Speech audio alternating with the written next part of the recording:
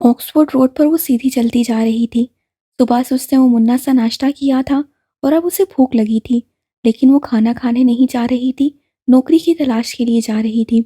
University के अंदर की तरफ बाहर भी स्टूडेंट्स की बहुत रौनक लगी थी। कुछ दूर ज़रा आगे सड़क के उस पार उसे चर्च नजर आया। उसका दिल चाहा कि अंदर जाकर देखे चर्च को। फिर वो अपनी ही साइड पर चलती रही। अब 2 साल यहीं रहना था, तो वो सब देख लेगी। अगर नौकरी का इंतज़ाम ना हुआ तो 1 माह बाद ही वापस जाना पड़ेगा। सड़क ख़त्म हो गई, लेकिन उसे कोई ऐसी जगह नज़र नहीं आई जहाँ वो नौकरी की बात कर सकती। सड़क के सामने दूसरी तरफ उसे अब्दुल हादी हलाल फूड की दुकान नज़र आई। सड़क पार करके वो उस दुकान में आई। उसकी टांगें कांप रही थीं, भले से कांपती रहती। उसने अंदर जाकर काउंटर बॉय से बात की। उसे सलीके से उसे बताया कि फ़िलहाल वहाँ उसे नौकरी नहीं दी जा सकती। क्या कुछ दिन बाद दी जा सकती है? 2 हफ्तों बाद? नहीं, शायद 1 साल बाद, जब मैं यहाँ से छोड़ दूंगा। वो अगले स्टोर पिक एंड क्लिक में गई। वो कंप्यूटर स्टोर था और वो कंप्यूटर रिपेयरिंग के बारे में यकीनन नहीं जानती थी, और जाहिर है उसे नौकरी नहीं दी गई। जबकि इसी स्टोर पर दूसरी लड़कियां कंप्यूटर रिपेयरिंग का काम कर रही थीं। उन्हीं स्टोर्स और दुकानों के एन सामने सड़क पार करके मशहूर बर्गर और पिज़्ज़ा के छोटे छोटे रेस्टोरेंट खुले थे, और वो वहाँ भी गई और ज़्यादा खुतमादी से गई। और अब उसकी सिर्फ दिल की धड़कन तेज़ थी, लेकिन शाम तक ना उसके दिल की धड़कन तेज़ रही, ना टांगों में कपकपाहट। सिर्फ ज़ुबान में तेज़ी रही, जो हर रेस्टोरेंट, दुकान, स्टोर में जाते ही तेज़ी से चलने लगती। वो थक गई थी, लेकिन रुकी नहीं। उसे भूख लगी थी, लेकिन पैसे बचाने के लिए उससे बाहर से कुछ भी नहीं लेकर खाया। और उससे भी बढ़कर उससे यह काम किया कि उससे साइकिल चलाने वाली एक लड़की से लिफ्ट मांगी और कागज़ पर लिखे हुए पते को लड़की के आगे किया। मैं तुम्हें मेन रोड तक ले जा सकती हूँ, आगे तुम पैदल चली जाना, उसने कहा। अब साइकिल पर बैठते उसे कतई हंसी नहीं आ रही थी। उसके पेट में भूख की वजह से बल पड़ रहे थे, लेकिन उसे रोना नहीं आ रहा था। वो उदास या गमज़दा भी नहीं थी। वो खुद को बेचारी भी महसूस नहीं कर रही थी। सुबह इन्हीं खुली रोशन कदीम इमारत से घिरी सड़कों से आते हुए भी वो अमराहा वाजिद ही थी, और इन्हीं सड़कों से फिर से गुजरते हुए भी वो अमराहा वाजिद ही रही। तब्दीली ज़ाहिर में नहीं, बातिन में आई थी, और काफ़ी से ज़्यादा आ चुकी थी, काफ़ी से ज़्यादा आने वाली थी। घर आई तो उसका लंच काउंटर पे रखा था, और घर में कोई भी नहीं था। सब अपने अपने काम पर जा चुकी थी। उसने लंच को रात के खाने के तौर पर खा लिया और मुंह हाथ धोकर ताज़ा दम होकर सो गई। 2 घंटे बाद वो उठी तो किताबें पढ़ने लगी। रात को वो एक एक करके आती गईं और सोती गईं, लेकिन वो जाग कर पढ़ती रही। अगले दिन सुबह शर्ली के साथ उससे जॉब की बात की कि उसे कहाँ जाना चाहिए और कहाँ नहीं। शर्ली ने उसे 2-3 जगहों के नाम बताए और पते भी समझाए। पहले वो यूनिवर्सिटी आई ताकि अपनी क्लासेस का मालूम कर सके। इसके लिए यूनिवर्सिटी एरिया में अलग से बहुत वसी कैंपस लगाया गया था, जहां हर डिपार्टमेंट का काउंटर लगा था, और सीनियर स्टूडेंट्स उन काउंटर्स पर अपनी खिदमात रज़ाकाराना तौर पर अंजाम दे रहे थे। उस एरिया में भी ऐसे ही रश था जैसे वहाँ एक मुहसिब इतवार बाजार सजा हो। आहिस्ता आहिस्ता लेकिन जल्दी जल्दी बोलने की आवाज़ें आ रही थीं, और एक साथ एक जगह जमा होकर शोर बन गई थी। वो ढूंढ ढांड कर अपने मतलूबा काउंटर तक आई और बुनियादी मालूमात लेने लगी, लेकिन एक मसला था। जो लड़की उसे सब समझा रही थी वो फ्रेंच थी, और उसकी इंग्लिश अच्छी होकर भी अमराहा के सर के ऊपर से गुजर रही थी। उससे लड़की से 1-2 बार कहा कि बराए मेहरबानी फिर से बताए और आहिस्ता बताए, मैं समझ नहीं पा रही। और लड़की ने ऐसा किया भी, लेकिन अमराहा फिर भी कुछ हाथ समझ ना सकी। ड्रैग, सुनो, तुम इनकी मदद करो, लड़की ने खुश अखलाकी से अपने साथी से कहा, जो इन दोनों की तरफ से रुख मोड़े किसी दूसरे का मसला हल कर रहा था। जी। ड्रैग ने उसकी तरफ देखा और उसकी मुस्कुराहट गहरी हो गई। ये वही आक्समी का बोर्ड पकड़ने वाला लंबी नाक वाला था। इससे पहले कि अमराहा कुछ बोलती, उससे अपनी नाक को एक हाथ से छुपा लिया। अमराहा का दिल चाहा बाकी उसकी नाक पर अपने हाथ में पकड़ी मोटी फाइल मार दे। ये इंसान यकीनन इसका कोई मशहूर ज़माना मजाक बना देगा, जो सारी यूनिवर्सिटी में मशहूर हो जाएगा। फरमाइए, मैं आपको कैसे डरा सकता? माजरत चाहता हूँ, आपकी कैसे मदद कर सकता हूँ? नाक बदस्तूर उसने बाएं हाथ से छुपा रखी थी। अमराहा ने कागज़ उसकी तरफ बढ़ाया जिस पर उसके मज़ामीन लिखे थे, और उसने पढ़कर दूसरे कागज़ पर कम से कम 15 मिनट लगाकर अच्छी खासी तफसील के साथ सब कुछ लिख दिया। क्लास के औकातकार, टीचर्स के नाम, मज़ीद मदद के लिए उसी की जमात के 2-3 हम जमातों के नाम, उनकी रिहाइश के पते। फिर उससे नक्शा निकाला और उस पर सुर्ख दायरा लगाया। ये आपका डिपार्टमेंट है, इसे इसका डिपार्टमेंट दिखा लाओ, उसे फ्रेंच लड़की से कहा। लड़की ने हैरत से उसे, फिर ट्रैक को देखा और फिर अमराहा के कुछ कहने से पहले ही पूछ लिया, क्यों, ये खुद ही चली जाएगी ना? नहीं, ये खुद नहीं जाती, इसे डर लगता है। अमराहा ने डायरेक्ट के हाथ से कागज़ झपट लिया। ट्रैक के कहके ने दूर तक उसका पीछा किया। खुदा तुम्हारी नाक और लंबी करे, आमीन। अमराहा ने बद्दुआ दी। वो दुआ कर रही थी कि पहले दिन जो जो लोग उससे मिले हैं उनसे दोबारा उसकी मुलाकात ना हो। एक लड़की उसके पास से गुजरी और एकदम से रुक गई। कोई मदद चाहिए? साथ ही उससे अमराहा के हाथ में पकड़ा कागज़ ले लिया। यहाँ जाना है ना? मैं अभी यहीं से आ रही हूँ, बल्कि फिर से वहीं जा रही हूँ। आ जाओ मेरे साथ। वो खवारी से बच गई और उसके साथ साथ चलने लगी। वो उसे डिपार्टमेंट तक छोड़ गई। उससे अपनी क्लासेस सीख ली और औकाते कार भी, और अपनी क्लासेस देखकर उसे खासी खुशी हुई। वो उसकी सोच से ज़्यादा खूबसूरत थी। यूनिवर्सिटी से निकलकर वो पैदल ही फिर से नौकरी की तलाश में लग गई, लेकिन ये काम तो मुश्किल ही बनता जा रहा था। यूनिवर्सिटी से ज़्यादा दूर वो नौकरी कर नहीं सकती थी। इस तरह उसका बस का किराया लगता और उसकी बचत मुश्किल से ही हो पाती। उसकी क्लासेस शुरू हो गईं, लेकिन काम नहीं मिला। उसे परेशानी ये थी कि अगर वो काम ना ढूंढ सकी तो फिर से टाइम का लेक्चर सुनना पड़ेगा। वो कि वो अपनी जगह ठीक था, लेकिन अपनी जगह वो भी गलत नहीं थी। वो अनथक कोशिश कर रही थी। एक दिन यूनिवर्सिटी से 15 मिनट की वॉक पर वाक़या कैफ़े के सामने से उसका गुज़र हुआ। वो यहाँ पहले भी आ चुकी थी, लेकिन उसे जवाब दिया गया था कि उन्हें ज़रूरत नहीं। अब ज़रूरत है का बोर्ड कैफ़े के सामने रखा था। उससे पहले कैफ़े में बैठकर कॉफ़ी पी, फिर काउंटर तक आई। उसे यहाँ काम तो फ़ौरन ही मिल सकता था, लेकिन सिर्फ एक मसला था, और काफ़ी बड़ा मसला था। जो वेट्रेस उसे नज़र आ रही थी उन्होंने घुटनों तक स्कर्ट पहन रखा था, जो एक मशहूर कॉफ़ी के लेबल जैसा था, यानी कंपनी का चलता फिरता इश्तिहार थी वो। उससे इश्तिहार से कोई मसला नहीं था, लेकिन वो ये स्कर्ट तो नहीं पहन सकती थी, और जो हालात जा रहे थे उनको मद्देनज़र रखते हुए वो उस वाहिद नज़र में आने वाली ज़रूरत है कि मौके को हाथ से जाने भी नहीं दे सकती थी। उससे काउंटर के पीछे बैठे दराज कद पर भी माइल गोरे चिट्टे अंग्रेज़ से बात की। उससे अमराहा से चंद सवालात पूछे और उसे हाँ कह दिया। वो खुश होने के बजाय उसे दुख से देखने लगी। यानी नौकरी मिली भी तो कौन सी, जिस पर शायद अभी इनकार हो जाए जब वो उसकी अगली बात सुनेगा। मुझे इस काम की बहुत शदीद ज़रूरत है। अगर मुझे ये नौकरी ना मिली तो मेरा मुस्तकबिल बहुत बुरी तरह से तारीक हो जाएगा। उससे अपनी तरफ से अंग्रेज़ को जज्बाती करने की कोशिश की थी। मैंने तुम्हें काम पर रख लिया है। वो जज्बाती नहीं बल्कि समझदारी से गोया हुआ। मैं स्कर्ट नहीं पहन सकती, मैं जीन्स पर ये शर्ट पहन लूँगी बस। उससे वेट्रेस की शर्ट की तरफ इशारा किया। तुम्हें इतना एहतमाम करने की ज़रूरत नहीं, तुम जा सकती हो। तो वो वाकई समझदार इंसान ही था। इस दुनिया के रोशन मुस्तकबिल के लिए क्या आप सिर्फ इस नामुकम्मल लिबास को नज़रअंदाज करके तालीम हासिल करने की कोशिश करती इस लड़की पर एक एहसान नहीं कर सकते? दुनिया का हर इंसान इल्म हासिल करने वाले की इज्जत करता है। मुझे सिर्फ अपने रोशन मुस्तकबिल की फ़िक्र है। आप किस मज़हब के मानने वाले हैं? उसने उसे घूरा। यूरोप में कभी भी किसी से भी इतनी जल्दी उसके मज़हब के बारे में नहीं पूछ सकते। वो बुरा मान जाते हैं। मैं यहूदी हूँ। अमराहा की सीटी गुम हो गई। वो यकटक उसे देखती रही। वो अपनी ज़िंदगी के पहले यहूदी इंसान से मिल रही थी। मुझे घूरना बंद करो और जाओ यहाँ से। देखिए जनाब, अगर आप मुझे काम दे देंगे तो सब आपकी तारीफ़ करेंगे।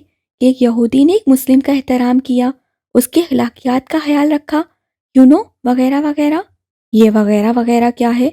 मज़ीद तारीफ़ और तारीफ़, सब आपको अपने सर आंखों पर बिठाएंगे।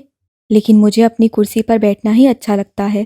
फिर भी ज़रा सोचिए, ये यूनिवर्सिटी एरिया है, स्टूडेंट्स आपकी किस कदर इज्जत करेंगे। हो सकता है, बल्कि मुझे तो यकीन है कि सालाना कॉन्वोकेशन डे पर آپ کو خاص طور سے مدعو کیا جائے گا اور آپ تقریر بھی کریں گے۔ ایسا دن آپ کی زندگی میں دوبارہ نہیں آ سکتا۔ مجھے کانووکیشن میں جانے سے کوئی دلچسپی نہیں۔ جب آپ جائیں گے تب آپ کو یہ بہت دلچسپ لگے گا۔ وہ کاؤنٹر پر بائیں ہاتھ کی چاروں انگلیاں بجانے لگا اور اسے دلچسپی سے دیکھتا رہا۔ اس کی نیلی آنکھیں مزید نیلی ہو گئیں۔ میں نے سنا تھا انگریز بہت رحم دل ہوتے ہیں۔ میں پولش ہوں۔ اس سے انگلی سے تھوڑی کھجائی کہ اب آگے کیا؟ مجھے اندازہ تھا، اور ہاں، پولش جو دنیا بھر میں انسان دوست مشہور ہیں، اخلاقیات کی پاسداری کرنے والے، انسانی خدمت میں پیش پیش رہنے والے اور مدد کے لیے کبھی پیچھے نہ ہٹنے والے۔ کیا واقعی؟ ایک پولش ہونے کی حیثیت سے یہ سب مجھے کیوں معلوم نہیں ہوا؟ ویسے تمہاری زبان ہمیشہ ہی ایسے چلتی ہے کیا؟ نہیں، لیکن جو کافی میں نے ابھی آپ کے یہاں سے پی ہے اس کے بعد سے کافی زیادہ۔ آپ مجھے ایک ہفتے کے ٹرائل پر رکھ سکتے ہیں۔ اس سے کیا ہوگا؟ میں شرط لگا سکتی ہوں، جب لوگ مجھے ایک مسلم لڑکی کو مکمل لباس میں دیکھیں گے تو وہ اس طرف کھینچے چلے آئیں گے کہ یہ ایک انسان دوست انسان کا کیفے ہے۔ یہاں کے مالک نے انسانیت کے لیے نام نہاد اصول کو توڑ دیا۔ کیا واقعی؟ وہ پھر سے دونوں ہاتھوں سے انگلیوں سے کاؤنٹر بجانے لگا۔ بالکل، آزما کر دیکھ لیں۔ یہ کہتے امراحہ کی نظر اتاری جانی چاہیے تھی۔ ٹھیک ہے، کل سے آ جانا، تمہیں اصل کا 50% ملے گا۔ مجھے منظور ہے۔ ویسے آپ کو یہ اندازہ ہوگا ہی کہ روزانہ اس کیفے میں کتنے لوگ آتے ہیں؟ امراحہ کی ذہانیت بڑھتی جا رہی تھی۔ میں 10 سال سے یہ کیفے چلا رہا ہوں، سال میں صرف ایک بار آنے والوں کو بھی پہچان لیتا ہوں۔ میرا مطلب تھا کہ اگر کل زیادہ لوگ آئے تو مجھے معلوم ہو جائے گا۔ وہ آنکھوں کو اندر کی طرف لے جا کر مسکرایا اور یہ مسکراہٹ اس پر جم کر رہ گئی۔ وہ گھر گئی تو اس سے شرلی، اسرا وغیرہ سب سے کہہ دیا کہ کل ہر صورت وہ خود اور اپنے دوستوں کو لے کر اس کے کیفے آ جائیں۔ ان چاروں نے آنے کا وعدہ کر لیا سوائے ہانا کے، اور انہوں نے اسے یقین دلایا کہ وہ کوشش کر کے اپنے 1 یا 2 دوستوں کو بھی ساتھ لے کر آئیں گی۔ صبح وہ دائم اور نوال کے پاس بھی گئی، انہیں سب سچ سچ بتا دیا۔ دائم کتنی ہی دیر بے یقینی سے اس کی شکل دیکھتا رہا، پھر ہنسنے لگا۔ تم نے کس چالاکی سے یہ سب کیا ہے نا؟ کرنا پڑا، اس سے کندھے اچکائے۔ میں اپنے ہم جماعتوں اور دوستوں کو بھی کہہ دیتا ہوں۔ کتنے دن کا ٹرائل ہے؟ 1 ہفتے کا۔ اگر روز 8-10 لوگ آئیں تو 8-10 تو کم ہے، آخری دن تک میں تمہیں کافی زیادہ کر دوں گا۔ یہ ٹھیک ہے۔ اور پھر یوں پہلے دن 10، دوسرے دن 15، پھر 18، 20، 25 اور آخری دن پورے 3 کم 50 اسٹوڈنٹس وہاں کافی پینے گئے۔ اور مزے کی بات یہ کہ انہوں نے اپنی پرفارمنس کی حد ہی کر دی۔ وہ کافی پینے جاتے، کاؤنٹر تک آتے جاتے۔ کتنے نوبل انسان ہیں آپ، مسکرا کر کہا جاتا۔ آپ نے ایک مسلمان خاتون کو بغیر کسی امتیاز کے نوکری دی۔ آپ جیسے انسان دوست لوگ آج کل کہاں ملتے ہیں؟ ہم سب ضرور اپنے پروفیسر سے آپ کی تعریف کریں گے۔ آپ کو ہمارے کانووکیشن ڈے میں ضرور آنا چاہیے۔ فرشتہ صفت انسان ہیں آپ، بلکہ فرشتہ ہی ہیں۔ ایسے انسان آج کل ناپید ہیں۔ اب ہم ہر روز صرف یہاں ہی آیا کریں گے کافی پینے۔ 6 دن ہر پرفارمنس کے ساتھ ساتھ وہ مسکراتا رہا۔ میں نے اپنی زندگی میں بہت سے ڈرامے دیکھے، لیکن ان 6 دنوں میں یونیورسٹی والوں نے میرے کیفے میں جو ڈرامہ سیشن کیا وہ سب سے شاندار رہا۔ وہ بلند بانگ کہہ کے لگا رہے تھے۔ وہ مایوس سے کھڑی کاؤنٹر پر ہاتھ رکھے اسے ہنستے ہوئے دیکھتی رہی۔ اس کا تو خیال تھا کہ اس کا پلان کامیاب رہا، لیکن یہ کیا؟ تم ایک کاروباری انسان کو الو نہیں بنا سکتی، رائٹ۔ اس سے کمزور سا رائٹ کہا۔ پر تم ایک کاروباری انسان کو متاثر ضرور کر سکتی ہو، رائٹ۔ وہ مسکرانے لگی۔ دیکھو مس اخروٹ، میں تمہیں یہاں ایسے نہیں رکھ سکتا۔ وہ ایک دم سے سنجیدہ ہو گیا، اور امراحہ بھی، اس کی خوشی اڑن چھو ہو گئی۔ کافی کمپنی مجھے اس ڈریس کے لیے پے کرتی ہے، اور اس کیفے کے 50% مالکانہ حقوق کمپنی کے پاس ہی ہیں، لیکن کیونکہ میری دلچسپی بڑھ گئی ہے کہ میں یونیورسٹی کے کانووکیشن میں بلایا جاؤں گا، تو میں تمہیں عارضی طور پر یہاں رکھ سکتا ہوں۔ جب تک تمہیں کہیں اور نوکری نہیں مل جاتی تم یہاں کام کر سکتی ہو، لیکن اگر کمپنی نے اعتراض کیا تو تمہیں فوراً نکلنا ہوگا۔ کمپنی اعتراض نہیں کرے گی، وہ خوشی سے نہال ہو کر بولی۔ کیوں؟ تمہیں کیسے پتا؟ میں دعا کروں گی کمپنی اعتراض نہ کرے۔ تم یہ دعا کیوں نہیں کرتی کہ تمہیں کہیں اچھا سا کام مل جائے؟ وہ بھی کر رہی ہوں ساتھ ساتھ، لیکن فی الحال مجھ پر یہی دعا واجب ہے کہ کمپنی اعتراض نہ کرے، اور مجھے اخروٹ مت کہیے، آپ مجھے مس چلغوزہ کہہ سکتے ہیں کیونکہ چلغوزے مجھے بہت پسند ہیں۔ وہ خوشی سے بولتی ہی چلی جا رہی تھی۔ کیفے سے باہر مینچیسٹر کی سڑکوں پر اترنے والی رات، اس رات بہت روشن تھی، اور جب سیاہی سفید ہو جائے، راتیں روشن ہو جائیں، تو زندگی کی شاہوں سے نئی کونپلیں پھوٹتی ہیں، خوشبو دیتی ہوئی، پھولوں پھلوں سے لدی ہوئی۔ وہ کام کرنے لگی اور کلاسز میں بھی مصروف ہو گئی، ساتھ ہی اس نے بھی نوڈلز کھانے شروع کر دیے۔ اپنی پہلی تنخواہ سے اس نے سب سے پہلے ہانا کی پسند کے نوڈلز کا بڑا پیکٹ لیا جو وہ 2 ہفتے تک کھا سکتی تھی، ساتھ ہی انڈے، دودھ کے ڈبے، جام، ڈبل روٹی لے کر اس نے فریج کو بھر دیا تاکہ وہ سب بھی استعمال کریں۔ اسے اب رہائش کی تلاش تھی۔ کوئی شرلی نے اس سے کہہ دیا تھا کہ وہ اتنی پریشان نہ ہو رہائش کے لیے، لیکن وہ پریشان تھی۔ اگر انہوں نے اسے خندہ پیشانی سے اپنے ساتھ رکھا ہوا تھا تو اس کا مطلب یہ نہیں تھا کہ وہ ڈھیٹ بن کر مستقل ہی وہاں جم جاتی اور بہانے بناتی کہ اسے رہائش نہیں مل رہی۔ چونکہ اسے شروع سے ہی بہت زیادہ کھانے کی عادت تھی، تو ابھی وہ مکمل طور پر اپنی بھوک پر قابو نہیں پا سکی تھی۔ چننے مننے سے ناشتے سے تو اس کا کچھ بنتا ہی نہیں تھا، اس سے زیادہ تو وہ شام کی چائے میں اڑا جایا کرتی تھی۔ دوپہر کے کھانے کے وقت یونیورسٹی میں اسے کوئی نہ کوئی ٹویٹ مل جاتی، تو ٹویٹ کا قصہ کچھ یوں تھا کہ کسی بھی فرینڈ یا ہائی ہیلو فرینڈ یا کلاس فیلو کے پاس جایا جاتا اور اس سے کہا جاتا، ٹویٹ می پلیز۔ اگر وہ چاہتا یا افورڈ کر سکتا تو اسے ٹویٹ کر دیتا، یعنی ایک کپ چائے، کافی یا کوئی بھی کولڈ ڈرنک پلا دی جاتی، یا جو مانگنے والا چاہتا وہ۔ ٹویٹ مانگنے والے کو وہ ٹویٹ واپس بھی کرنا ہوتی تھیں۔ دائم گروپ نے اسے اپنی ساری ٹویٹس دے دی تھیں جو وہ اکٹھی کرتی پھرتی تھی۔ اب منظر کچھ یوں ہوتا کہ دائم یا نوال اس سے کہتے کہ جو سامنے جبران بیٹھا ہے اس کے پاس میری 6 ٹویٹس ہیں، اس کے پاس جاؤ اور کہو دائم کی ٹویٹ مجھے دے دو۔ وہ جاتی اور کہہ دیتی۔ اسی طرح اسے شرلی، اسرا اور ایسے ہی دوسرے ہائی ہیلو دوست اپنی ٹویٹس دے دیتے۔ اکثر جن کی 3 یا 4 ٹویٹس اکٹھی ہو چکی ہوتی ان کا وہ برگر کھا لیتی، لیکن برگر یا سینڈوچ یا پیزا کھائے جانے پر ایک ایکسٹرا ٹویٹ منفی ہو جاتی، یعنی اگر 4 ٹویٹس ہیں تو 3 کا برگر اور ایک منفی، یعنی بالکل 0، اور اگر 3 ہی تھیں تو ایک جمع ہو جاتی، یعنی برگر کھانے والے کے کھاتے میں ایک ٹویٹ آ جاتی۔ پہلی بار تو امراہ کو کافی سے زیادہ شرم آئی، پھر اسے محسوس کیا کہ امیر کبیر اسٹوڈنٹس بھی ایسا کر لیتے ہیں تو وہ بھی کرنے لگی۔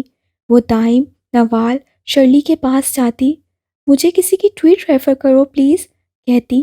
وہ سوچتے، ادھر ادھر دیکھتے، وہ سامنے، ہاں وہاں لان میں، وہ جس نے سفید شرٹ پہنی ہے، ہاں وہی، اس کے پاس جاؤ۔ کاغذ پر لکھ دیا جاتا، ٹویٹ ہر بیک، اسے ٹویٹ واپس کر دو۔ اسی کاغذ پر ٹویٹ لکھ دینے والا لکھ دیتا، بقیہ 2۔ وہ باقی کی 2 بھی ہڑپ کر جاتی۔ اسے بڑا مزہ آ رہا تھا، اسے ٹویٹ پر ٹویٹ مل رہی تھی۔ اس نے دادا کو سب بتایا۔ مانگنے کے نت نئے انداز، وہ ہنسنے لگے۔ دینے کے نت نئے انداز دادا، وہ مینچیسٹر کی ہر ادا کی حمایتی تھی۔ کیا کمال کا جواب دیا ہے تم نے، وہ بہت خوش ہوئے۔ اس دن وہ دائم گروپ کی ایک لڑکی اقصیٰ کے پاس گئی اور ٹویٹ ریفر کرنے کے لیے کہا، یہ تمہیں لائبریری میں ملے گا ورنہ کہیں نہیں ملے گا اس وقت۔ لائبریری میں کسی سے بھی پوچھ لینا، تمہیں اس کا بتا دیا جائے گا۔ پوری 20 ٹویٹس ہیں میری اس کے پاس۔ اقصیٰ نے چٹ پر اپنا نام اور اس کا نام لکھ دیا اور اس کا تھوڑا بہت حلیہ سمجھا دیا۔ 20! امراہ کے منہ میں پانی بھر آیا۔ آرام سے 4-5 برگر کھائے جا سکتے ہیں، کافی بھی۔ 2 ہفتے آرام سے نکل جائیں گے، یعنی اگلے 2 ہفتوں کے لیے بالکل خوار نہیں ہونا پڑے گا۔ وہ لائبریری میں آ گئی اور سرگوشی کے انداز سے کاؤنٹر سے اس کا پوچھا، میں سمجھ نہیں پائی، کون سی کتاب چاہیے؟ اف، کتاب نہیں چاہیے، آلیان کا پوچھ رہی ہوں جس کے بڑے بڑے کان ہیں۔ امراہ نے کانوں کا حوالہ دیا، جبکہ اقصیٰ نے یہ کہا تھا کہ لائبریری میں جو سب سے خوبصورت لڑکا دنیا مافیا سے بے خبر کتاب پڑھ رہا ہوگا وہی ہوگا۔ کانوں کا تو اس نے مذاقن ذکر کر دیا تھا۔ ایک ہلکی سی مسکراہٹ لائبریرین کے چہرے پر نمودار ہو کر معدوم ہو گئی۔ اس نے ہاتھ سے اشارہ کر کے بتایا کہ وہ کہاں بیٹھا ہے۔ وہ اس کے پاس آئی اور کاغذ جس پر اقصیٰ کی لکھائی میں ٹویٹ کا لکھا تھا اس کے آگے کیا۔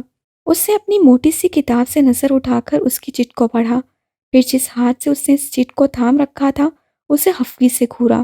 اس کی پیشانی پر ایک پتلی سی لکیر بن کر غائب ہو گئی۔ سوری، اس وقت نہیں، اس نے آہستگی سے کہا۔ پھر کس وقت؟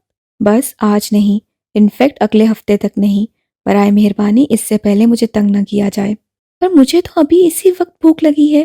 اس کی تیز آواز پر بھوری آنکھوں والا حیران رہ گیا۔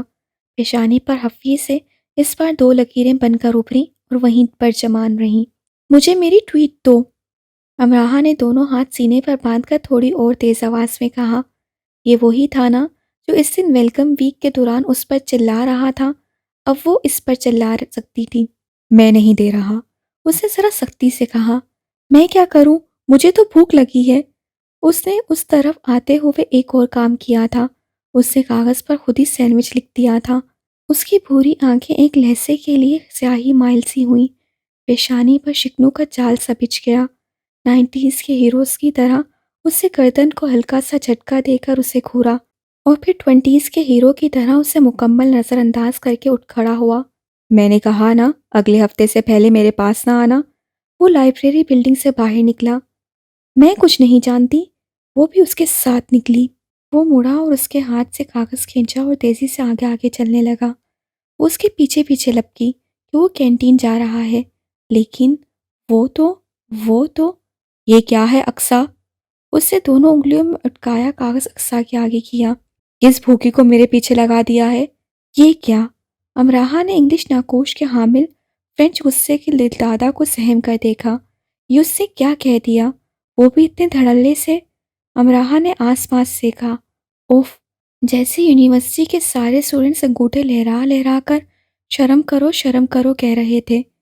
پہلے تو امراحہ نے آنکھیں میچ لیں، پھر اس سے غصے سے بھڑک کر اسے دیکھا۔ امراحہ نے پڑھا، کاغذ پر سینڈوچ لکھا تھا۔ مجھے میری ٹویٹ دو آلیان۔ اقصیٰ نے اس کی عزت رکھ لی۔ اگلے ہفتے۔ اس نے شان سے کندھے اچکائے، جیسے ایک بڑا نقصان کرنے کے بعد التوی اچکاتے ہیں، بے نیازی سے بھی اور خوان خواری سے بھی۔ تم دونوں ہینڈل کر لو پلیز۔ اقصیٰ کی سمجھ میں نہیں آیا کہ ایک بھوکے اور دوسرے کنگلے کو کیسے ہینڈل کرے، اور وہ کہہ کر لان سے اٹھ کر چلی گئی۔ اگلے ہفتے سے ایک بھی دن پہلے میرے پاس نہ آنا، لمبے کانوں والے نے آنکھیں پھیلا کر کہا اور پھر سے لائبریری کی طرف جانے لگا۔ اگلے ہفتے تک میں مر جاؤں گی۔ وہ پھر اس کے ساتھ ساتھ چلنے لگی۔ ایک میری ہی ٹویٹ پر زندہ ہو گیا۔ وہ پھر سے فرینچ بن گیا، جو غصے کو دبانے کے لیے لفظ چباتے ہیں، جو آنکھیں سرد مہری سے اندر کر لیتے ہیں اور سر کو یوں ہم دیتے ہیں کہ دیکھنے والے کو محبوط کر دیتے ہیں۔ اختلاف اپنی جگہ، لیکن وہ اس کے اس طرح ہم دیکھ کر طنز جھاڑنے پر اسے دیکھتی رہ گئی۔ غصہ کر بھی رہا تھا اور نہیں بھی، کیسی بات تھی؟ اس پر غصہ آنا چاہیے تھا اور نہیں آ رہا تھا، کیسا کمال تھا؟ آج تو اسی ٹویٹ پر رہنا ہے۔ سارے پیسے ختم ہو گئے اور نوڈلز بھی۔ صبح جلدی کی وجہ سے چائے بھی نہیں پی۔ اس بات پر وہ ذرا رکا، اپنے کراس بیگ کو اپنی گردن سے نکال کر اسے کھنگالنے لگا۔ تھوڑا وقت لگا، لیکن وہ مطلوبہ چیز نکال چکا تھا۔ اف، اس نے تو ایک چاکلیٹ نکال لی جو آدھی کھائی ہوئی تھی۔ یہ لو۔ آدھی کھائی چاکلیٹ اس کی طرف بڑھائی۔ اس سے کیا ہوگا؟ چاکلیٹ دیکھ کر امراحہ کو خوشی تو ضرور ہوئی، لیکن فی الحال اسے سینڈوچ ہی کھانا تھا۔ کافی کیلریز ہیں اس میں۔ بری آنکھوں والے نے بیگ کو واپس گلے میں ڈالا، ایک ہاتھ جینس کی جیب میں، اور ایسے کھڑا ہو گیا جیسے اس کا فوٹو سیشن ہو رہا ہو۔ لارڈ میئر جوانی کے دنوں میں یونیورسٹی میں چیریٹی کرتے ہوئے۔ فوٹو کا کیپشن اس سے بڑھ کر اور کیا ہوتا؟ مجھے کیلریز نہیں چاہیے، کھانا چاہیے۔ تو یہ کیا ہے؟ لارڈ میئر نے بھویں اچکائیں اور کچھ ایسے اچکائیں کہ وہ پیشانی پر گرے بھورے بالوں سے جا ملی۔ اور یہ چھوٹی بھی ہے، چھوٹی اور آدھی کھائی ہوئی، اور پھر میں کیوں کسی کے منہ کی کھائی ہوئی کھاؤں؟ بھویں اس بار سوالیہ اچکی۔ یعنی اتنی ایگو ہے تم میں؟ اچھا، سچ میں؟ دوسری طرف سے کھا لو، آخری کنارہ پھینک دینا۔ وہ منہ بنائے کھڑی رہی۔ اس نے پھر سے بیگ کھنگالا اور ایک پیکٹ نکالا جس کے ریپر کو ایک ریپر پن سے بند کیا گیا تھا تاکہ اندر موجود میوہ جات بیگ میں نہ بکھر جائیں۔ پیکٹ بسکٹ کا لگتا تھا۔ یہ لو اور یہ بھی لو۔ چاکلیٹ اور بسکٹ دونوں اس کے آگے کیے۔ اس سے دونوں پیکٹ پکڑ لیے۔ ایک میں موجود چاکلیٹ تو اس نے دیکھ لی تھی، دوسرے کی پن کھولی تو بسکٹ کا چورا نکلا۔ مجھے کیا سمجھ رکھا ہے؟ چیریٹی کر رہے ہو؟ امراحہ پوری طرح سے برا مان گئی، لیکن اس نے جیسے سنا نہیں اور وہ تیزی سے لائبریری کی طرف جانے لگا۔ اتنا کچھ دینے پر بھی وہ ایسے چلا رہی ہے تو کیسی بری بات ہے۔ جو دونوں پیکٹ ہاتھ میں لیے کھڑی ہے اسے تو آپ جانتے ہی ہیں، لیکن کیا جو جا چکا ہے کیا اسے جانتے ہیں؟ آلیان مارگریٹ، وہ اپنی ماں کے نام کے ساتھ پہچانا جانا چاہتا ہے۔ رہائش کا مسئلہ تھوڑا سنجیدہ ہوتا جا رہا تھا۔ جو رہائش مل رہی تھی وہ مہنگی تھی، جو سستی تھیں یا وہ بہت دور تھیں یا وہ لڑکیوں کے ساتھ تھیں، یعنی لڑکے لڑکیاں ایک ہی فلائٹ میں۔ سب اس کے لیے اپنی اپنی جگہ پر کوشش کر رہے تھے۔ وہ ایک دو برطانوی، پاکستانی، ہندوستانی گھرانوں میں بھی گئی، لیکن وہ رہائش بھی اس کی گنجائش سے زیادہ تھی۔ وہ بہت نارمل سی ایک رہائش افورڈ کر سکتی تھی، یعنی بے حد سستی سی، جتنی زیادہ سستی ممکن ہو سکے اتنی سستی، اور یونیورسٹی کے پاس بھی۔ ایک لینڈ لیڈی ہیں تو، لیکن مسئلہ یہ ہے کہ وہاں کم ہی لوگ رہنے کے کامیاب ہو سکے ہیں۔ وہاں جا کر دیکھ لو، شاید تم کامیاب ہو سکو۔ ٹھیک ہے، وہاں بھی جا کر دیکھ لیتی ہوں۔ اس کا منہ لٹک گیا۔ ہاں، ایسے ہی منہ لٹکا لینا، اور وہ اپنا مشہور زمانہ آزمودہ فکرہ ضرور کہنا، منوس ماری، مجھے تو جل مر جانا چاہیے۔ اس بات پر وہ نوال سے زیادہ ہنسی۔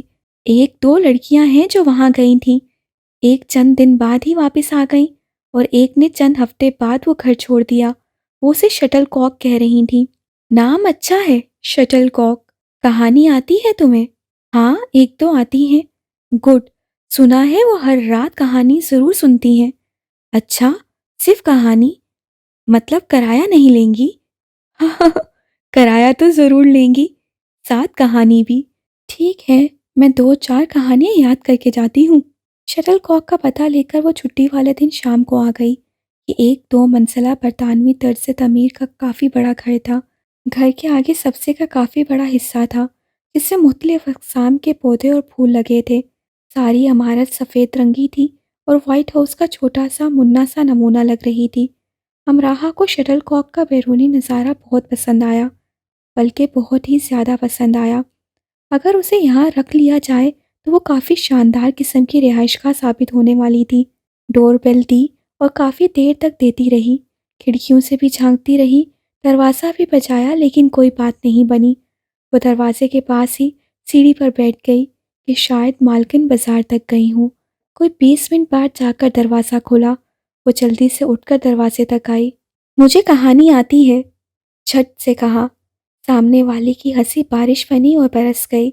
وہ ہلکے گلابی رنگ کی ساڑی میں تھی، لمبی پتلی سانولی سی، کالے سیاہ بالوں کی کس کر چوٹی بنائے ہوئے اور انہیں دائیں کندھے پر گرائے ہوئے۔ مجھے کمرہ چاہیے، اندر آ جاؤ۔ وہ ہنستی ہوئی اندر کی طرف بڑھی۔ امراحہ بھی اس کے پیچھے چلنے لگی۔ بعد ازاں امراحہ کو معلوم ہوا کہ وہ لینڈ لیڈی کو شام کی چائے پلا رہی تھی۔ پھر ان کا منہ دھلایا، کپڑے تبدیل کروائے، بیل دینے والا، دروازہ پیٹنے والا، جائے بھاڑ میں، ہم کیا کریں؟ لینڈ لیڈی نشست گاہ میں ٹھنڈے آتش دان کے پاس بیٹھی بال جبریل کا انگلش ترجمہ پڑھ رہی تھی۔ اس کی سانس اٹکنے لگی۔ یعنی شاعری بھی سنانی پڑے گی، وہ بھی ایسی اعلیٰ پائے کی؟ یعنی یہاں بھی اس کا کام بننے والا نہیں تھا۔ بہت دیر اس کا انٹرویو ہوتا رہا۔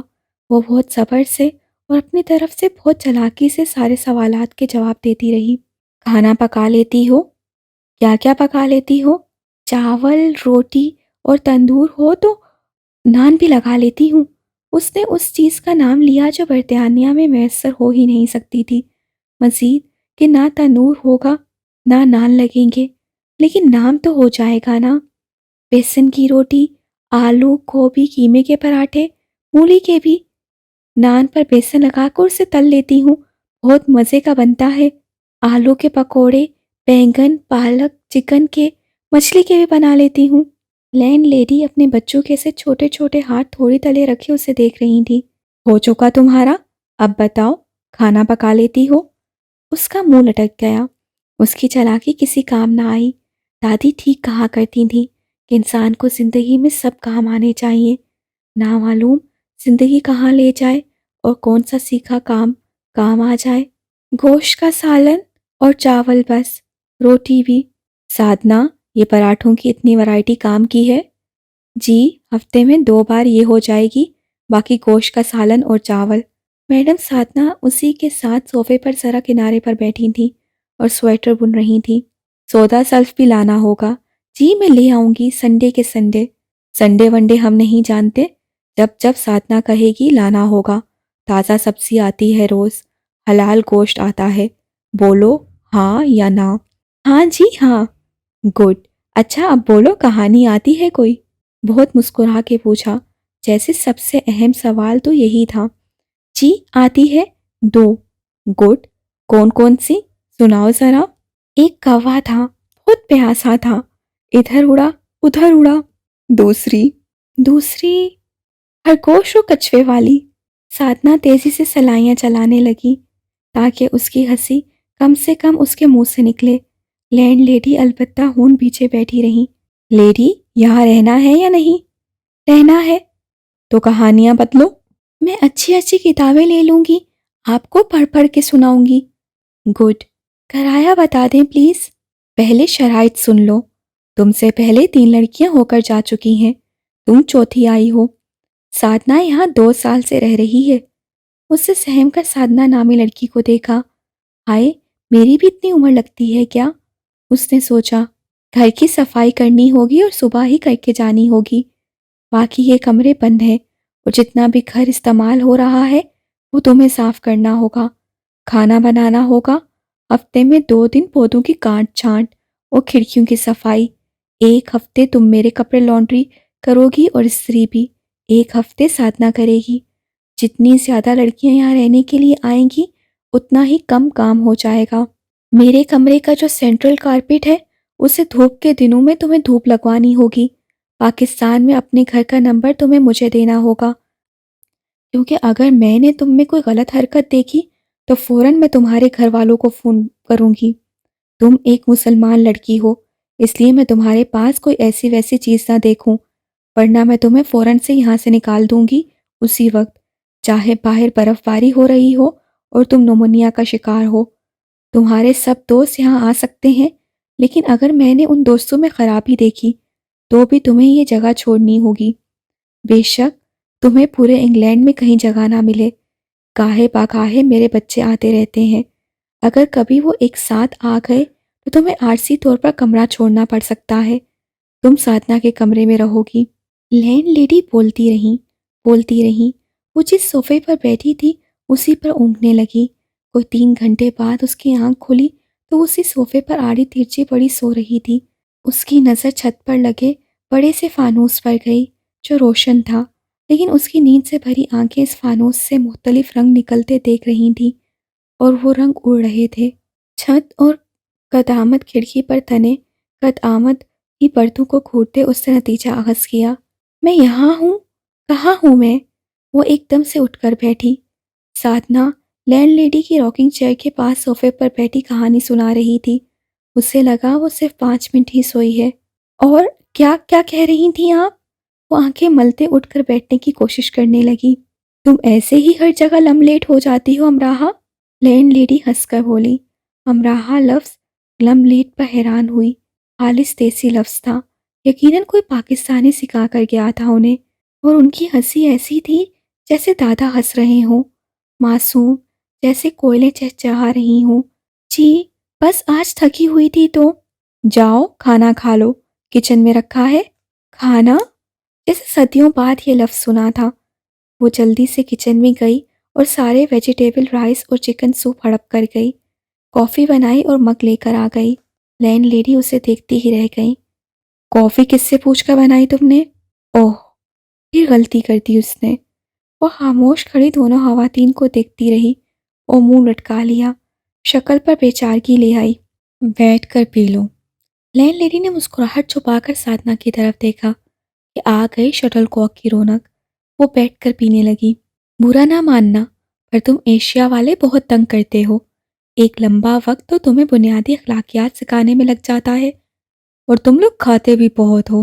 مجھے کوئی اعتراض نہیں، پر تھوڑا اپنی عادات پر قابو پاؤ، انہیں درست کرو۔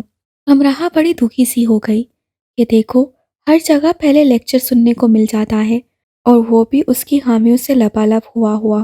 تم جا کر سو جاؤ سادنا، اور تم امراہ، مجھے میرے کمرے میں لے چلو۔ وہ انہیں کمرے تک لے گئی۔ وہ دائیں ٹانگ سے معذور تھیں، گھٹنے سے مصنوعی ٹانگ لگاتی تھیں۔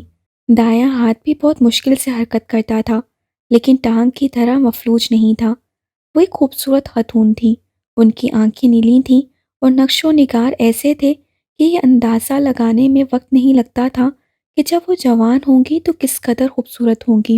ان کی پوری شخصیت اجالوں کی ماخذ لگتی تھی، اور انہیں دیکھنے سے دل کو اطمینان سا ہوتا تھا۔ امراہ نے انہیں ان کے بیڈ پر لٹایا۔ میرے بال بھی اتار دو۔ بال؟ امراہ سمجھی اس نے ٹھیک سے سنا نہیں۔ ہاں، انہوں نے اطمینان سے ہاں کہا۔ وہ قریب ہوئی اور بالوں پر ہاتھ رکھا اور وک اس کے ہاتھ میں آ گئی، اور اندر سے بامشکل 1/8 انچ لمبے بال نکلے۔ پھر وہ سوئچ بورڈ کی طرف آئی۔ اگر اس نے ٹھیک سے گنے تھے تو وہاں کم سے کم 25 سے زیادہ بٹن تھے۔ نائٹ بلب کا شیڈ پسند کرنے میں انہوں نے کافی وقت لیا۔ تم ساتھ والے کمرے میں سو جاؤ، صبح اپنا سامان لے آنا، اور ہاں، میں تمہیں اپنے گھر میں خوش آمدید کہتی ہوں۔ مجھے اجنبی لوگ اس وقت زیادہ اچھے لگتے ہیں جب وہ فوراً سے پہلے اپنے ہو جاتے ہیں۔ خوشی سے امراہ کی چیخ نکل گئی۔ ہاں، اسے ان کا اپنا بننے پر کوئی اعتراض نہیں، اس لیے بھی کہ 3 وقت کے کھانے کے ساتھ اسے یہ جگہ بہت سستی پڑ رہی تھی، اور اس لیے بھی کہ یہ جگہ ایک گھر کا احساس دلا رہی تھی۔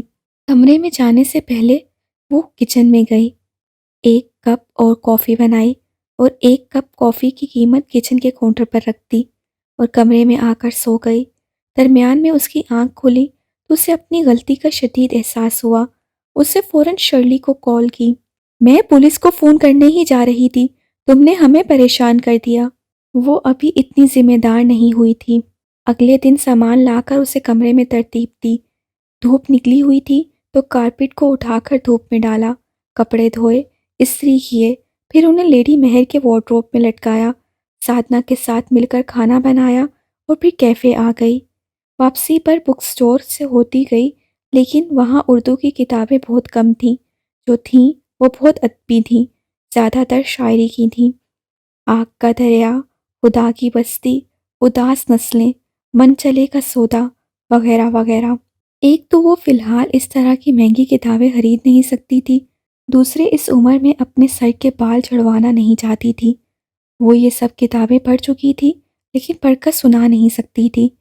یہ ایک صبر آزما کام تھا، اور اتنا زیادہ صبر وہ اتنی سی عمر میں نہیں کرنا چاہتی تھی۔ اسے ایک سادہ سی سستی سی کتاب چاہیے تھی۔ اس نے اپنی پاکستانی ہم جماعت سے بات کی تو اس نے اسے اپنی خالہ کی ایک کتاب لا کر دی، کھیل تماشا، اشفاق احمد کی ہے۔ ایک تو مفت میں کتاب مل گئی تھی، دوسرا زیادہ موٹی نہیں تھی۔ اپنی باری پر اس نے لیڈی مہر کو کھیل تماشا سنانا شروع کی تو وہ مزے سے سنتی رہی، لیکن امراہ کے دماغ کے کہیں اوپر سے الفاظ گزر کر جاتے رہے۔ لیڈی مہر اسے بار بار پیچھے لے جاتی، کہیں کہیں سطروں کو بار بار پڑھواتی، تو اتفاق سے ہی اس نے ایک بڑا مارکا سر کرنا شروع کر دیا۔ کھیل تماشا نے سننے والے اور سنانے والے دونوں کا دل موہ لیا تھا۔ تخت پور کے ماسٹر بالی اور ان پر مرمٹنے والی رجنی نے نشست گاہ میں جادو جگا دیا ہو، جیسے ایسے لگنے لگتا جیسے ماسٹر بالی اپنی کارنیٹ پر آسکی وار ان کے سامنے بیٹھے ہی بجا رہے ہوں، اور رجنی عین ان کے سامنے داسی بنی بیٹھی ہو۔ لیڈی مہر نہال ہو گئیں۔ بہت کمال کی، شاندار۔ لیڈی مہر کی ایسے معصومانہ انداز اسے لبھانے لگے۔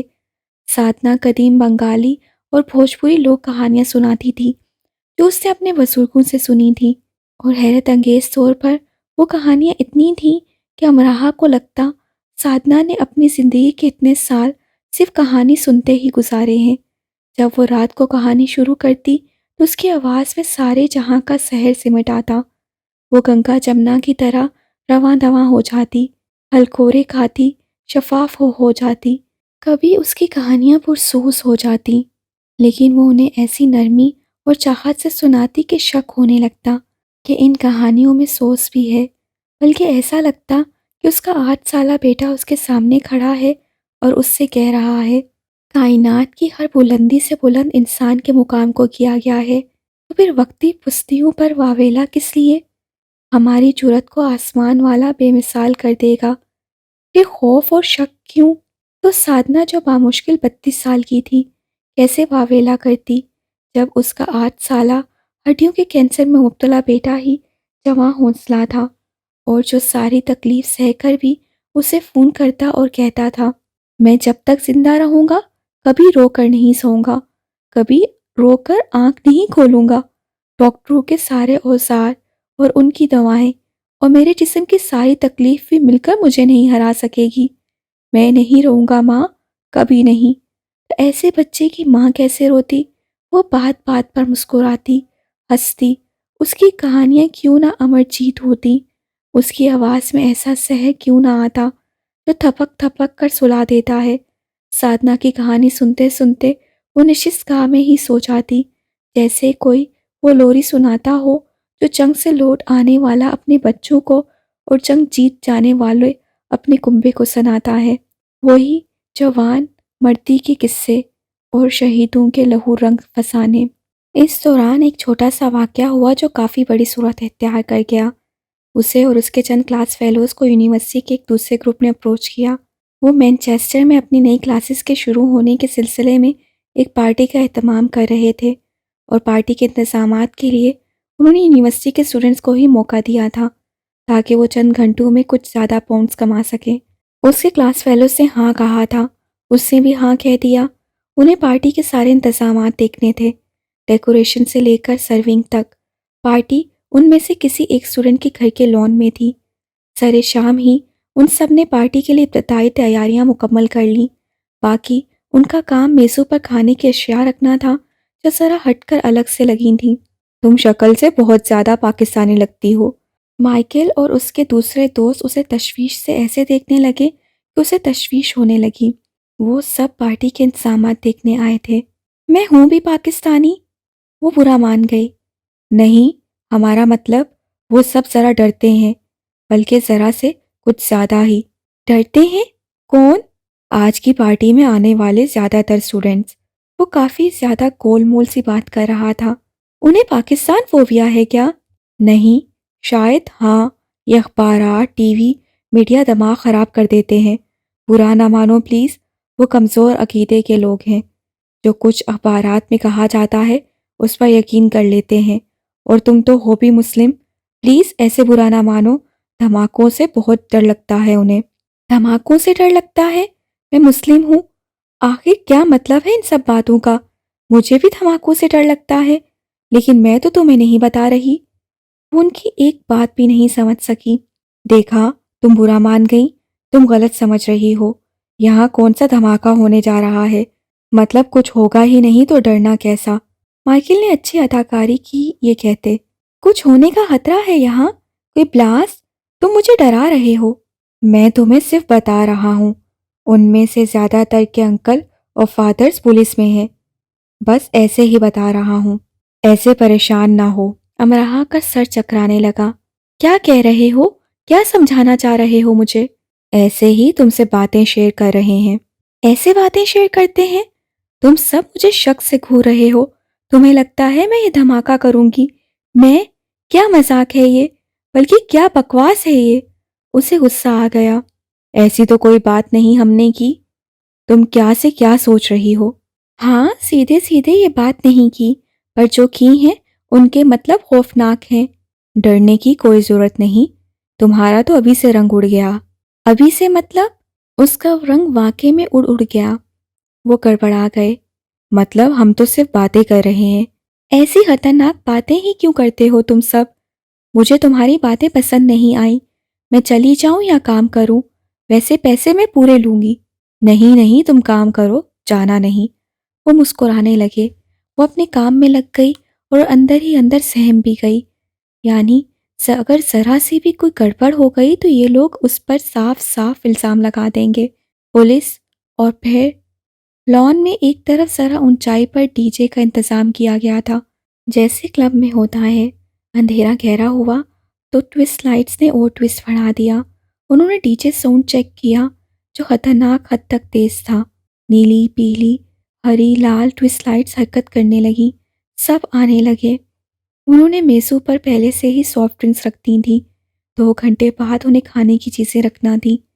1 گھنٹہ گزر گیا، دوسرا بھی گزر گیا۔ ان سب نے مل کر میزوں پر کھانے کی اشیاء رکھ دی۔ ڈی جے نسبتاً ہلکی آواز میں میوزک کے ساتھ تجربات کرتا رہا، جو امراحہ کو کافی پسند آ رہے تھے۔ وہ گلاسوں کی ٹرے رکھنے جا رہی تھی کہ مائیکل نے اسے آواز دی۔ وہ اس کے قریب جا ہی رہی تھی کہ ایک زوردار، دہشت ناک دھماکہ ہوا، اتنا زوردار کہ کانوں کے پردے پھٹنے کے قریب ہو گئے۔ امراحہ پوری طرح سے ڈر کر لڑک کر گری۔ خون کے چھینٹے اڑے اور خون کی بدبو پھیل گئی، ساتھ ہی شیشے کے ٹوٹنے اور انسانی چیخوں کی آوازیں بھی آئیں۔ میز اور کرسیاں ایسے اڑ کر گری جیسے ان کے نیچے پنکھے لگے ہوں، سب زمین پر گر گئے۔ یہ پورے 15 سیکنڈ تک سناٹا رہا۔ امراحہ زندگی میں کبھی اتنی خوفزدہ نہیں ہوئی تھی جتنی اس دھماکے سے ہو گئی تھی۔ وہ بامشکل اٹھی اور آس پاس نظر دوڑانے کی کوشش کی۔ دوسرے لوگ بھی کچھ اٹھ چکے تھے، کچھ اٹھ رہے تھے۔ ان کے چہرے اور ہاتھ زخمی تھے، خون رس رہا تھا اور کتنا ہی خون وہاں آس پاس پھیل رہا تھا۔ یہ ایک خوفناک منظر تھا، اس لیے نہیں کہ وہاں دھماکہ ہوا تھا، بلکہ اس لیے کہ اب وہ سب اسے گھور رہے تھے۔ اس نے جینس پر لمبی قمیض پہن رکھی تھی اور مائیکل نے ہی کہا تھا کہ سر ڈھانپ کر کام کرنا ہے، تو اسے اسکارف کو سر پر اچھی طرح سے اوڑھ لیا تھا۔ امراحہ کو پہلے یہ صرف اپنا وہم لگا کہ وہ سب ٹکٹکی باندھے اسے دیکھ رہے ہیں، پھر اس نے ذرا گردن گھمائی تو وہم لگنے والا خیال 100% خوف میں بدل گیا۔ وہ سب اپنی اپنی جگہ پر جمے اسے دیکھ رہے تھے، گھور رہے تھے۔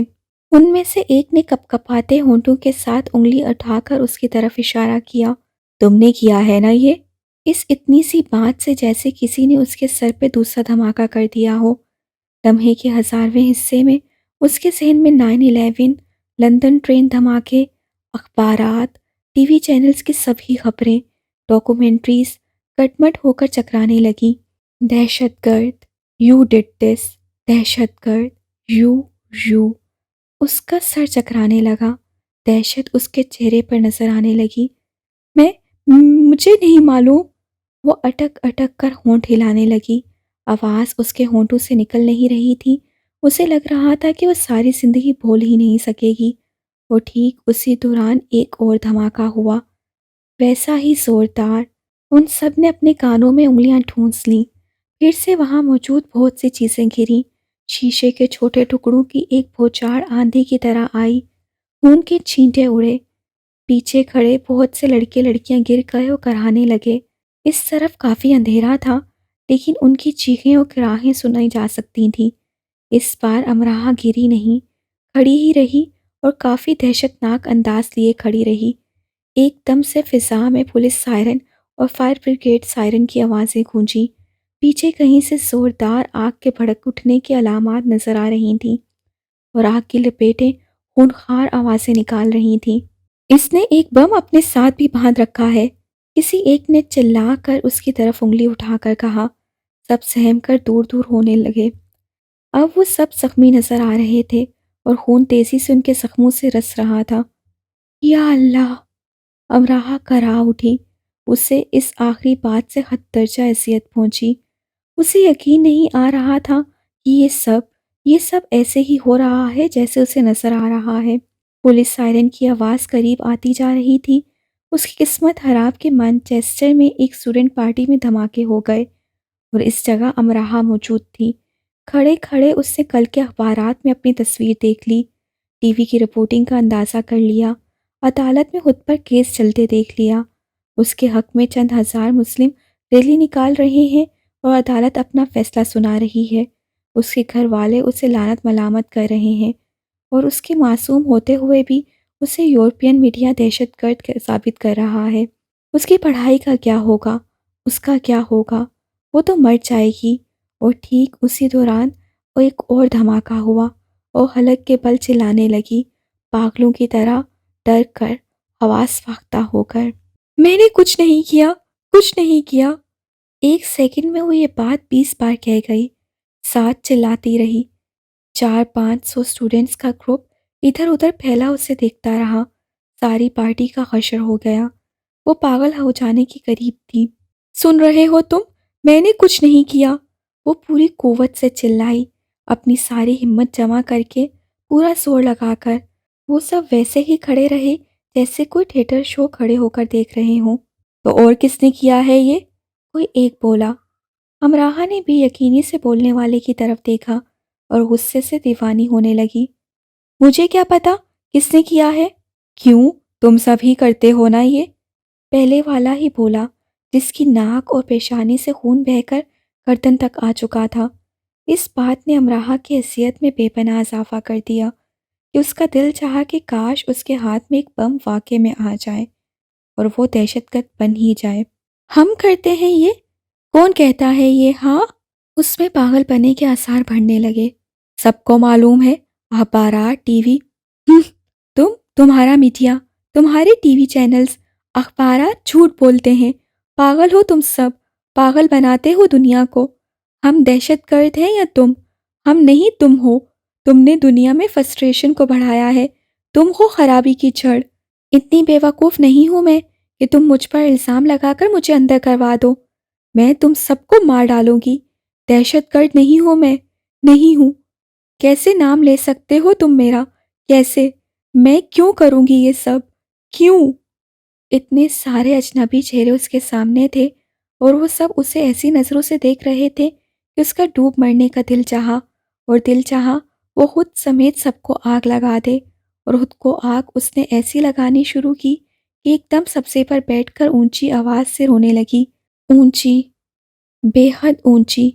دکھ سے اس کا دل پھٹ جانے کو تھا۔ کیسے اس پر الزام لگا دیا گیا تھا، ایک معصوم یونی پڑھنے والی اسٹوڈنٹ پر؟ اتنی آسانی اور سنگدلی سے ایسا کیسے کیا جا سکتا ہے؟ پولیس اور فائر بریگیڈیئر سائرن بند ہو گئے۔ پارٹی میں اب صرف اس کے رونے کی آواز ہی آ رہی تھی، اور سب جہاں کھڑے تھے وہیں کھڑے رہ گئے۔ اب وہ ایسے کھڑے تھے جیسے تھیٹر تو ختم ہوا، لو اب ہارر مووی شروع ہوئی۔ منظر اپنی مثال میں بے مثال ہو گیا، اور اس کے رونے نے ان سب پر رقت سی طاری کر دی۔ اس کے رونے میں سسکیاں شامل ہوئیں اور پھر ہچکیاں۔ اس کے ماضی کے سبھی دکھ اس کے سامنے آ کر کھڑے ہو گئے اور اسے بتانے لگے کہ اتنی جلدی اسے سکھ ملنے والا ہے، نہ راس آنے والا ہے۔ کسی میں جرأت نہ ہوئی کہ کچھ بول سکے یا اس کے پاس جا سکے۔ یہ سب تمہارے ساتھ عملی مذاق کر رہے تھے، یعنی پرینک۔ آواز کچھ جانی پہچانی تھی۔ اس سے گردن اٹھا کر آواز کی سمت دیکھا۔ اس سے ذرا سا دور اندھیرے میں ایک کرسی پر آلیان بیٹھا کوکٹیل سے لطف اندوز ہو رہا تھا۔ اس نے یہ بات اتنے سکون سے کی جیسے وہ خاموشی سے بیٹھا اوپرا دیکھ رہا ہو، اور ایسے خوفناک رونے نے اس کا مزہ خراب کر دیا ہو، اور اب شکایتاً وہ کہتا ہو کہ برائے مہربانی یا ٹکٹ کے پیسے واپس کیے جائیں یا یہ بیہودہ کھیل ختم کیا جائے۔ عملی مذاق؟ اسے سمجھنے میں وقت لگا، پھر جب وہ سمجھ گئی تو غضبناک غصے سے لرزتی اٹھ کر کھڑی ہو گئی۔ اسے یقین نہیں آ رہا تھا کہ اس حد تک جا کر بھی کوئی عملی مذاق کیا جا سکتا ہے۔ اس نے کبھی یہ سب دیکھا تھا نہ سنا تھا، بلکہ اس کے گمان میں بھی نہیں تھا کہ ایسا مذاق ہو بھی سکتا ہے۔ سب کچھ اتنا مکمل اور جامع تھا کہ اس نے اس بارے میں سوچا ہی نہیں، اور نہ ہی وقت ملا کہ وہ غور کرتی۔ یہ سب سینئرز ہیں اور جونیئرز کے ساتھ۔ Shut up!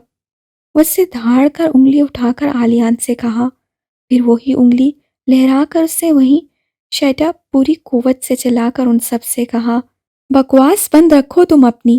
اس نے کہا جبکہ وہ تو بکواس کر ہی نہیں رہے تھے۔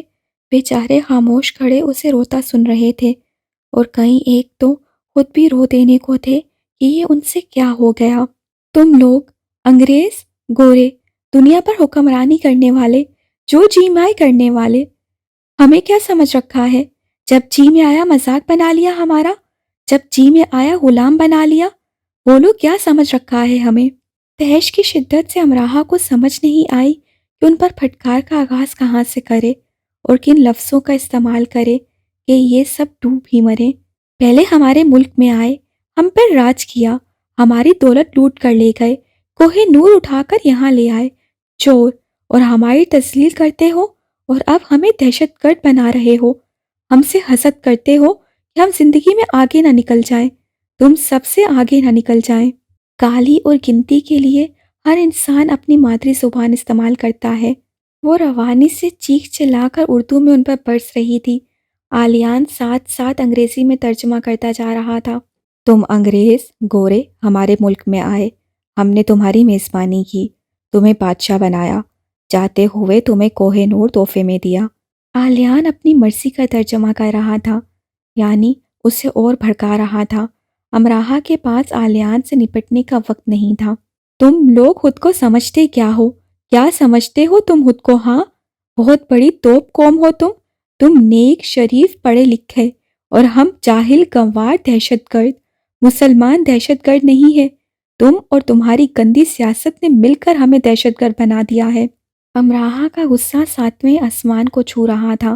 اس کے اس جلالی عالم میں کسی میں اتنی ہمت نہیں ہو رہی تھی کہ کچھ بول سکے یا اس کے قریب آ سکے۔ آلیان خاموش ہو گیا، اس سے کوئی ترجمہ نہ کیا۔ ٹرانسلیشن پلیز، کسی کونے سے آواز آئی۔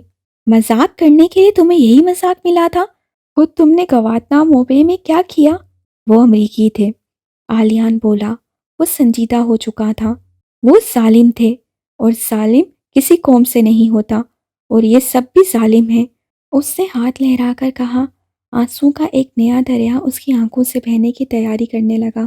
اس کا یہ دکھ خدا جانے اب کب جائے گا کہ اس کے ساتھ یہ سب ہوا۔ ٹرانسلیشن پلیز، آواز پھر آئی۔ امراحہ نے ایک قہر آلودہ نظر سب پر ڈالی اور اس بار انگلش میں بولی، اتنا گھٹیا مذاق! اس مذاق سے اگر میرا ہارٹ فیل ہو جاتا، اگر میں مر جاتی۔ تم لوگ اتنے ظالم ہو کہ مذاق بھی ایسا ظالمانہ سوچا۔ توف ہے تم پر، کتنے چھوٹے ہو تم سب، اتنی بڑی یونیورسٹی میں پڑھتے اور یہ سب سیکھتے ہو۔ گندے ہو تم، جاہل، تم نے میری بےزتی کی ہے، مر جاؤ سب کے سب تم۔ اتنے پونڈز تم نے دھماکوں پر لگا دیے، اگر وہی پونڈز تم۔ اب وہ انہیں ٹھیک ٹھاک ایسے شرمندہ کرنے لگی کہ رات ہی رات وہ سب اجتماعی خودکشی کر لیں۔ کچھ زیادہ پونڈز نہیں لگے، وہ تو ایسے ہوئے ہیں۔ ڈی جے نے ایک بٹن دبایا اور ایک اور دھماکہ ہوا، یعنی وہ ساؤنڈ چھوڑ رہا تھا۔ اللہ انہیں نظر بد سے بچائے، کس قدر ٹیلنٹڈ تھے وہ سب۔ امراحہ نے شدید غصے میں اپنے قریب ہی گرا ہوا ایک گلاس اٹھا کر اوپر ڈی جے کی طرف اچھالا۔ انگلیاں ٹوٹ جائیں تمہاری، بہرے ہو جاؤ تم، پرسکون ہو جاؤ، کافی ہو گیا، چلو اب بس کرو، آلیان نے نرمی سے کہا۔ امراحہ کو اور غصہ آیا، اسے ان سب کی اجتماعی خودکشی ہی چاہیے، بس بکواس بند رکھو اپنی۔ اس کی آواز ڈی جے کے کئی دھماکوں سے زیادہ دھماکہ خیز تھی۔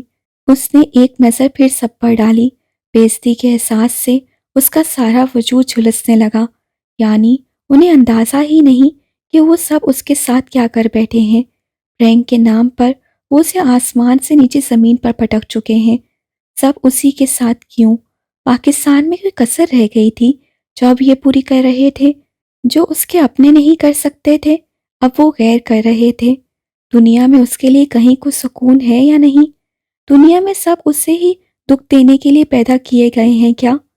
ان سب سوالوں نے اس کے دل کو اتنا بوجھل کر دیا کہ اس پر انکشاف ہوا کہ وہ دنیا میں اتنی چھوٹی یا لمبی عمر میں شاید ہی کوئی خوشی حاصل کر پائے گی، شاید ہی اسے کبھی عزت یا رتبہ دیا جائے گا، اور شاید ہی کبھی وہ اپنی ذات میں بلند ہو کر دنیا کی نظروں میں بھی بلند ہو پائے گی۔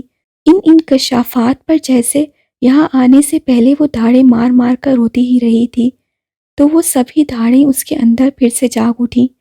وہ گھاس پر بیٹھ کر گھٹنوں میں منہ چھپا کر ان سب دھاڑوں کو آواز میں جگا کر رونے لگی۔ سب نے دور سے اس کے گرد گھیرا سا بنا لیا۔